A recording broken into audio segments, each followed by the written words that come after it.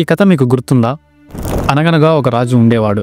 అతనికి ఇద్దరు గుండు భార్యలు ఉండేవారు. మొదటి భార్యకు ఒకటే వెంట్రుక ఉంటే రెండో భార్యకు మాత్రం 2 వెంట్రుకలు ఉండేవి. ఒక వెంట్రుక ఎక్కువ ఉందని రెండవ భార్య అహంకారంతో రాజు దగ్గరకు వెళ్ళి, నేను కావాలో మీ మొదటి భార్య కావాలో తేల్చుకోండి అని గొడవ చేసింది. ఆ బాధ భరించలేక రాజు మొదటి భార్యను అవమానిస్తూ, నీ తల నిండా వెంట్రుకలు వచ్చేంత వరకు ఇంటికి రావద్దు అంటూ బయటకు పంపేశాడు.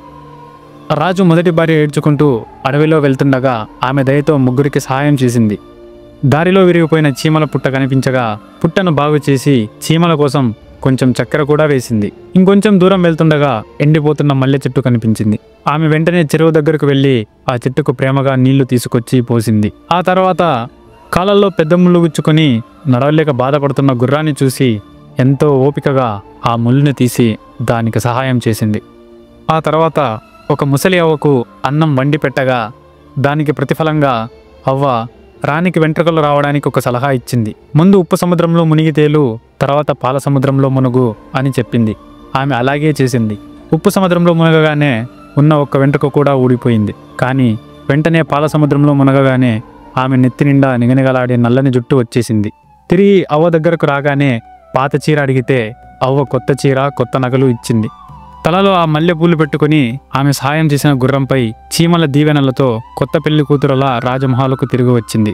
మొదటి భార్యను చూసిన రాజు రెండో భార్యను కూడా అలాగే రమ్మని పంపేశాడు. కానీ అహంకారి ఏం చేసిందంటే చీమల సహాయం అడిగితే కాళ్ళతో తన్నింది, మల్లె చెట్టు కొమ్మలు విరుగ్గొట్టింది, గుర్రాన్ని కొరడాతో కొట్టి అవ్వని తిట్టి బెదిరించి సలహా అడిగింది.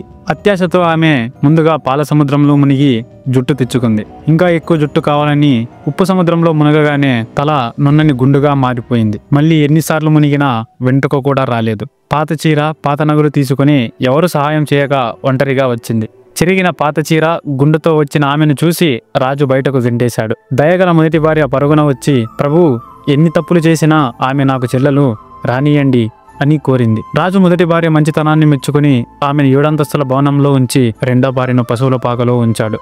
ప్రతి ఒక్కరూ చిన్నప్పుడు ఈ కథ వినే ఉంటారు. కాబట్టి ఈ కథలో నీతి ఏంటో మీరే కామెంట్ చేయండి.